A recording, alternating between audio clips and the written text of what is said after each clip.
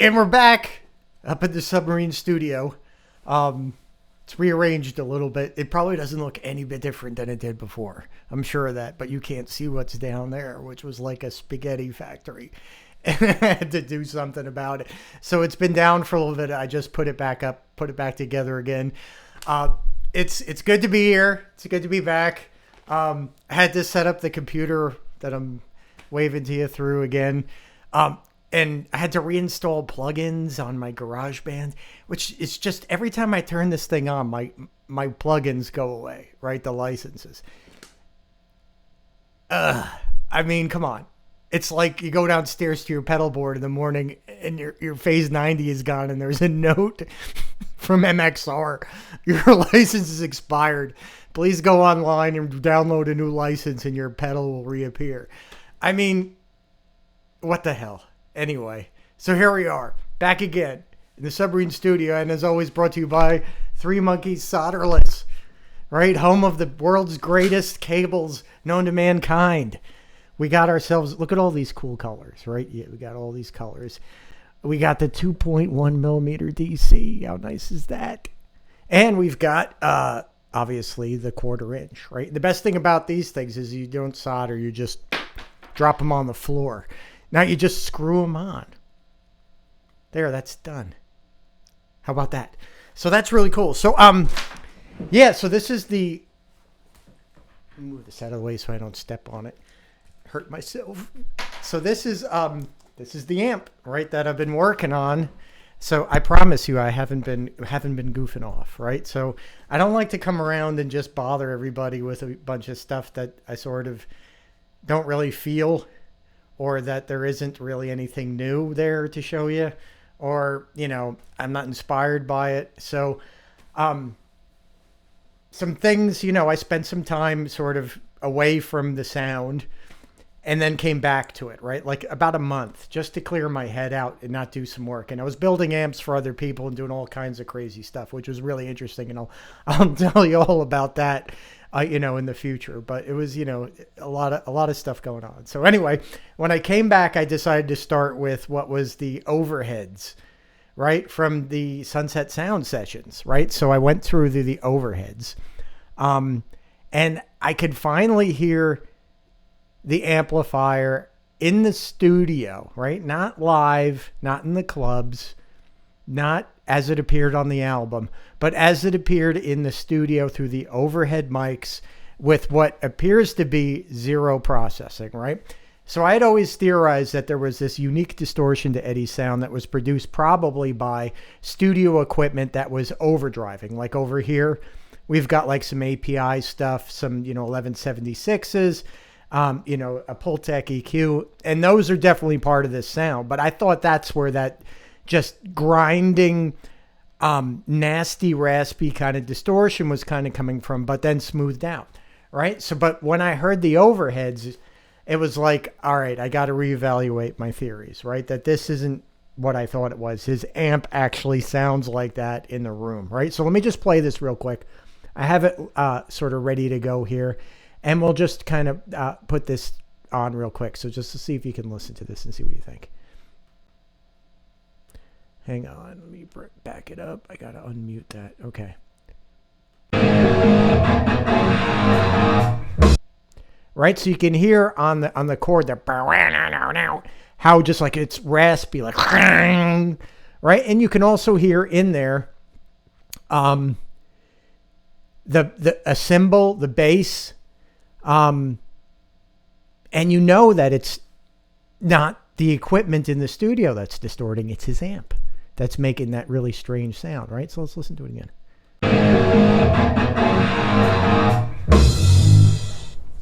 Right, you can hear that boom, boom bass in there, and it doesn't sound like that, right? It sounds really raspy, his guitar. Like it's severely overloaded, there's something wrong. And I in the previous video that was related to how, you know, the theory behind the amp in a sense, you know, if someone had sent me a clip of their Marshall doing that and said, I don't know what's going on with this thing, I would have said, it's, you know, obviously something's malfunctioning and we should probably look at it. All right. So like I said, thank God that Eddie didn't have me for a tech because we wouldn't have that sound, right? I don't know. Maybe we would have. Maybe we would have said that's what I'm going for, and I've been like, well, okay, I get you. So, but I love it. So anyway, we got our pink drink. So let's talk a little bit more about that, right? So I keep losing my train of thought here with where I wanted to go with all this, but here's the amp, and it's a stock sort of build, right? It's 2-channel, right? Like a 1959 Plexi, right? It's sort of a 67 spec, the filtering and all of that. You've got your 4 inputs, right? Your 2 bright channel and normal channel, presence bass, middle, treble. You have 3 preamp tubes, 4 power tubes, just like a stock Marshall would, right? There's nothing going on in this thing other than that, right? So then on top of the amp, right, we have some things. We have our Variac right here, which is right now lowered down to 85 volts. The yellow box is our special load, right, up here. That's the special load. And this box right here, the black one on the end, is just basically like a crude DI. It has a little transformer in it to bring the signal out and match it. And bring it into the aux box line in, which is on the floor. So I'm going right now guitar chord. I've got a phase 90 on the floor. I've got the Marshmallow plugged right into the input. The channels are jumped. I'm just giving a little bit sometimes of this channel, of the darker channel, but not too much. It's mostly just into that. And then we go out of the head, split 2 ways, right? So one output is going into the special 0 ohm load, and the next output is going into the load box, or rather the line out, the crude sort of like DI. And then that's going into the aux box, which is set on the, the Greenback Punch kind of sunset sound kind of thing, right? Which emulates the Greenback speakers and a little bit of reverb. And then I'm just going into my little Focusrite and into the Mac. Nothing else is going on. No EQing in the Mac, nothing like that. That needs to be done. Trust me on this. It needs to be done. And this setup is not complete yet, right? So I don't have the second amp set up. I don't have the EQs. I don't have the, where I'd like to put the pedals, but that's what we're going to kind of futz around with and get really kind of cool with, right? So anyway, one of the things that's interesting, right, about this setup, and let me just, obviously give you a proof of life, right? So, got my pick on the floor. Got the guitar, right? So we got just our Stratocaster type guitar, vintage bridge. I've got a custom, Seymour Duncan custom. So it has the Alnico in there, and it's, a little bit overwound, so it's a little darker. And I've got that other white guitar that we're going to build. I'm going to put something that's closer to a PAF in it, and I'm going to put a real PAF magnet in it. So we'll see, what that does. But I think when you hear this thing, you'll understand that may be splitting hairs a little bit, but it may be hairs that need to be split. So let's just listen to the rasp, right, of how this amplifier sounds, right?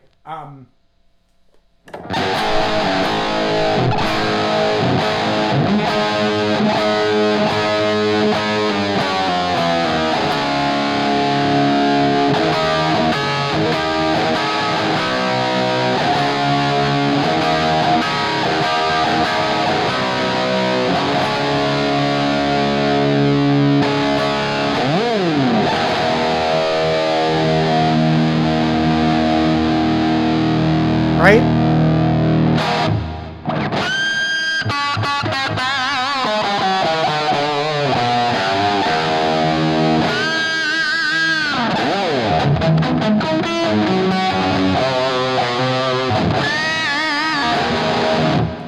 So it has that unusual distortion, right? It doesn't sound like a Plexi. It sounds like a Plexi that's just about to explode, because it literally is on the verge of blowing up. All right. I mean, literally, it is on the very edge of exploding.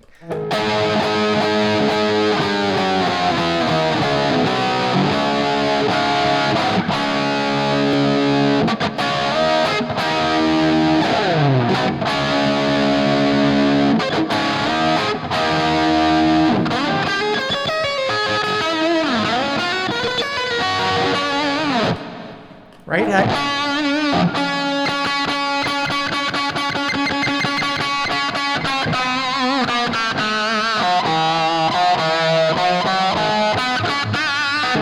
right? You can hear that there's a harmonic overtone there, right? That's creating this.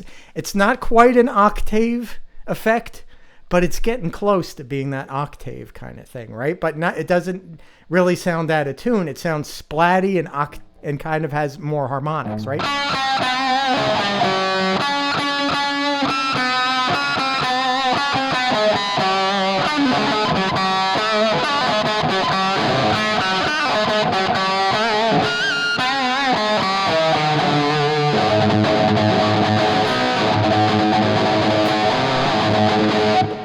Right? So it kind of gives you that really like it's about to detonate kind of thing. Now, why is that going on?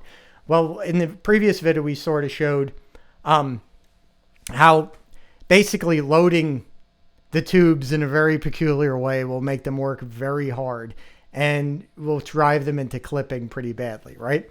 So one of the things, here's like a tube, right? So one of the things is when you lower an amplifier with a variac, right, and you drop it down, you're also lowering what's called the heater voltage, right, which is keeps the tube warm, warms up all these little elements in there, and that allows all the electrons to start flying. And the hotter the tube gets, the easier it is for all the coatings on the plates, right, going through grids and cathodes, all the different elements of the tube, they become more reactive, right? They excite easier, right? Like anytime you add heat to a reaction, it increases it, right? You know, in a nuclear reactor, the hotter it gets, the more energy it'll put out, right? And it keeps going and going and going and going. A catalyst, right? If you're going to mix a catalyst, let's say a paint, 2-part paint, if you heat it up, it's going to go a lot quicker. Anything that has a sort of like a reaction to it, thermal energy will help that, right? So anyway, when you put this is what I'm getting at. When you put the variac down, it cools the tubes. That kind of sucks, right? But if you run the thing the way I'm doing it into this particular type of a load and then go into the amplifier and really mess with it, I mean, you got to change some things in a drastic way. Not that are going to be like, oh, if you did this to a stock amp, it's going to sound great. No, it'll explode.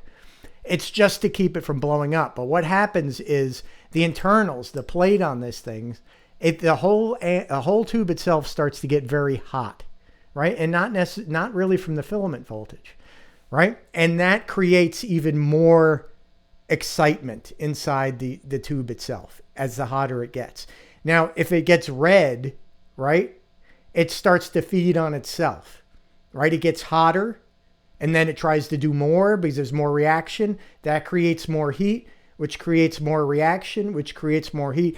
And that's what's known in this as thermal runaway, right? And that can happen at any time. So what you're trying to do is you're trying to get the amp to go to thermal runaway, close to that, but moderate it. So this would be akin to like, I don't know, there's a couple of goofy things that I've thought of. One would be obviously a reactor, right? The purpose of a nuclear reactor is you have these rods of material that when they're in proximity to one another, they create heat, right? And then they start this chain reaction of things getting hotter and more reaction and hotter.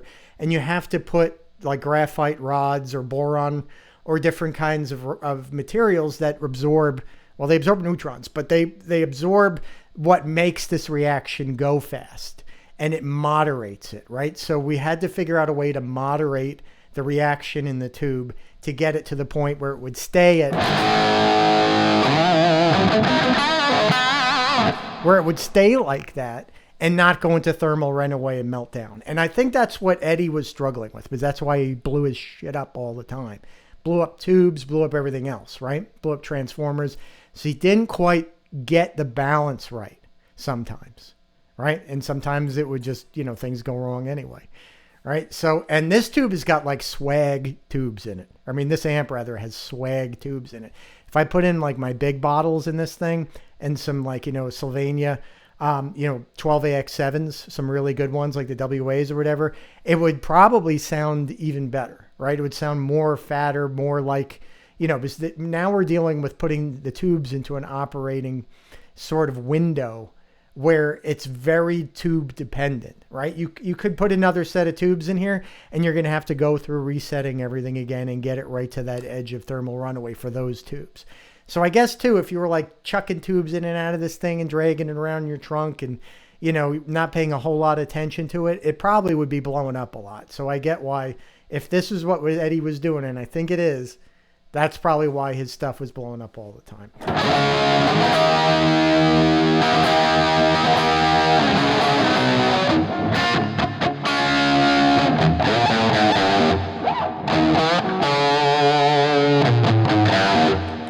Now we can refine this even more, I think, and that's what we're probably going to be doing over the next, you know, few weeks and months. And obviously, you know, like the aux, it gives you a good sound, right? For like what a greenback sounds like, but it still always has a little bit of, you know, its flavor, right? It colors the sound a little bit. It has a tendency to sound a little bit direct. You know, it doesn't quite have the analog of, you know, plugging into speakers and things like that. But at the same time, if you were to, you know, it's more practical, right? Like if I'm sitting around in the house and playing, this is how I'm going to use it, right? I'm not going to go through a huge amount of time of setting up stuff that's going to be very loud and then have to mic it and then put it through all this equipment. Like I said, you can't play it live. So we're looking for better solutions as to how to get that kind of a sound at a lower volume. So I think this is sort of, you know, where we're at. And I want to hear what you guys think of how the amp sounds. And, you know, then we're going to go into, you know, starting to trim the nose hair, so to speak, out of the amplifier, right? We're going to trim it down, take out some of like, you know, well, maybe not take out, maybe, you know, play with the EQ a little bit. I know we've had some suggestions from guys with EQs, like taking down a little bit of like, you know, I think it was like 700 Hertz, but, you know, bumping up a little bit around 200. And then we could do like a shelving EQ, maybe, you know, like around like 4K, somewhere around there, and kind of bring that down.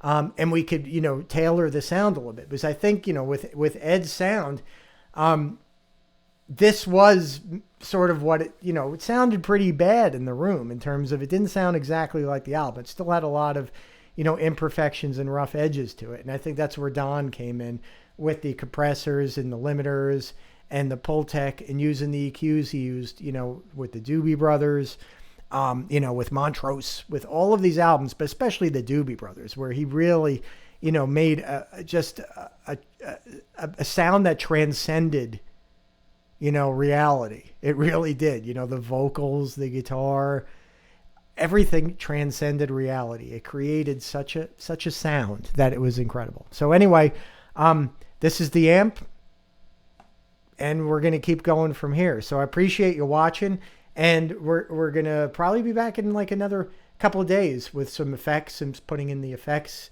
and see how that goes and trim it a little bit. So if you got any suggestions, put them in the comments below. And again, don't forget to check out Three Monkeys Solderless at threemonkeyssolderless.com. So I'll see you next time.